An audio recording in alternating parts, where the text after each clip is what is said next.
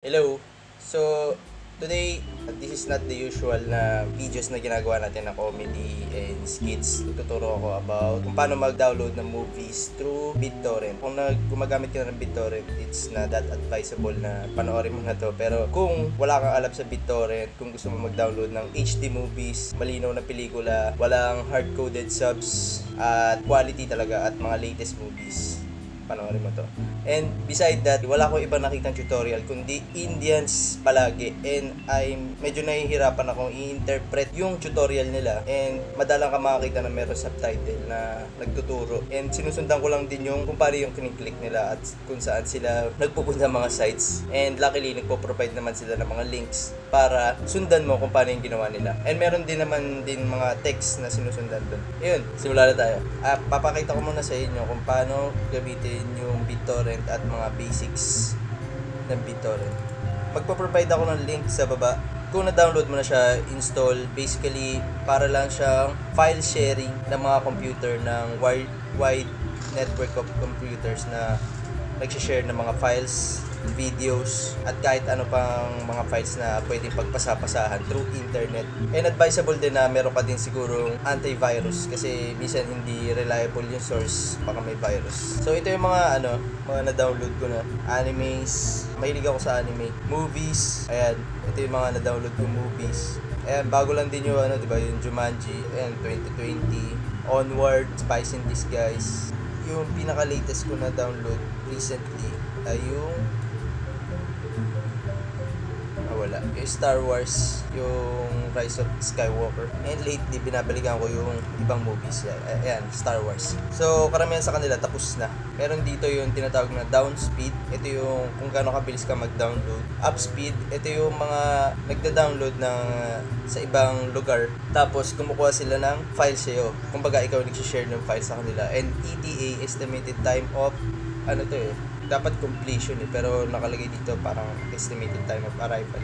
So ito yung kung gaano mo siya katagal i-download. And seeds. Ayan, malaking bagay din tong seeds. Kasi dito nakadepende kung gaano karami yung nag-share ng file.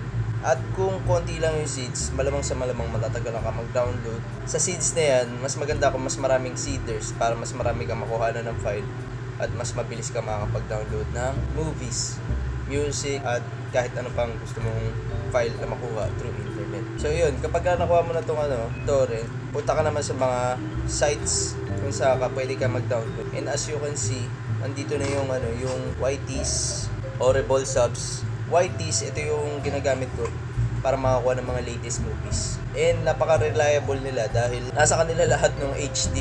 And even sa Pirate Bay, kasi dati Pirate Bay, ito yung number 1 na torrent site kung saan ka makakakuha ng halos lahat ng klase ng palabas. Korean movies, Japanese movies, halos lahat ng kategory nandito na sa Pirate Bay. Pero kung movies lang ang usapan, mas maganda na sa YTs kasi halos number 1 palagi sa Pirate Bay na Cedar ang YTs. Dito ko lang makakakuha ng HD movies na palaging 720 pixels and 1080 pixels.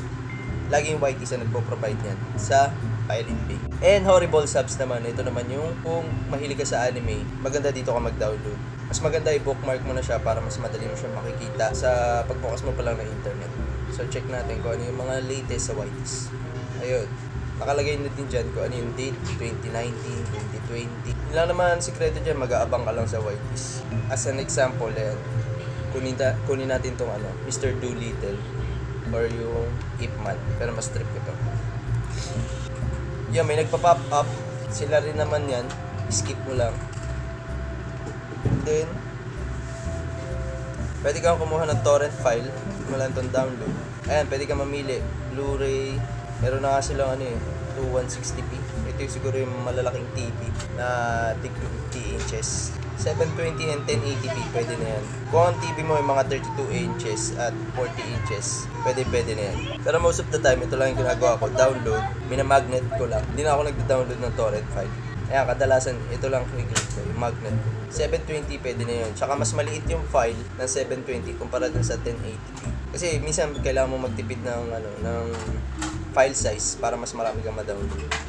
So makikita mo dito, 931 MB. Ito yung file size na kukuhanin natin through sa iba't ibang seeders, sa iba't ibang computer na merong stir-through rated.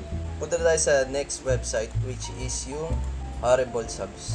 Dito naman sa Horrible Subs, kung mahilig ka sa anime, nandito yung pinaka-latest. Minsan nauuna pa to sa mga online animes. Ayan, sila yung pinakamagandang gumawa ng mga subtitles sa anime, Horrible Subs. Ngayon, kung di ka satisfied din sa Horrible Subs, meron naman tayong isang torrent site, which is yung, ayan, kopyahin nyo na lang, Nyasi. Kaso nga lang, problema dito, hindi lang English yung ina-upload nila. Merong Indonesian,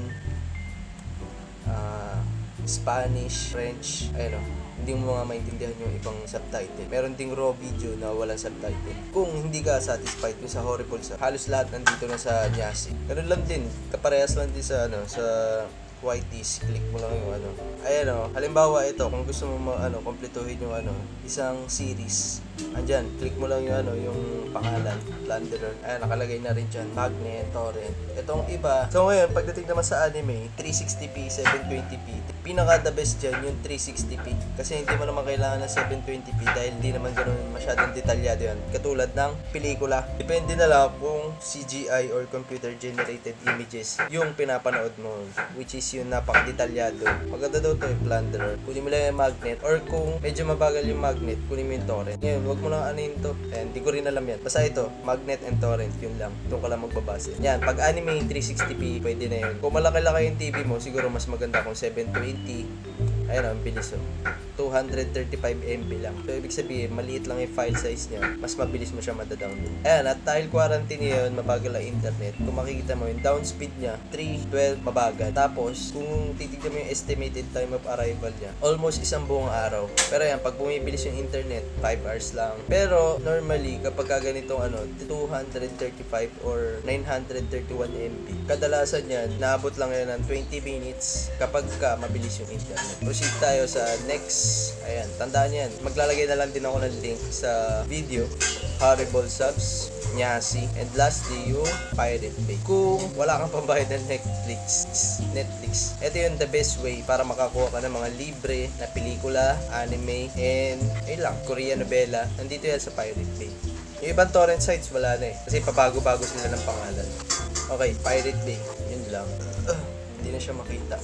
Okay, wala nang hindi ko alam kung ano nangyari sa Pirate Bay. Pero kung gusto mo ng Pinoy movies, Korean novela, wala akong mapoprovide dahil hindi ako mahilig dun. Tsaka hindi ko rin nahanap kung ano yung torrent sites nila. So ngayon, bakit ko sinishare to?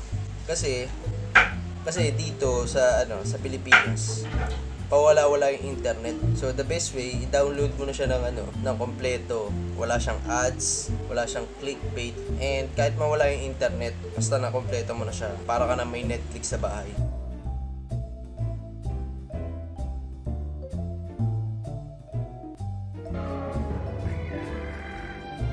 Oh, look at you. You'll never believe what we caught in the net. Isn't it enough that your wife... Shut up. Something interesting going on now. So yun lang, hopefully meron kayong natutunan sa tutorial ko. Kung nagustuhan nyo yun, maraming salamat. Thank you for watching. Subscribe to my channel.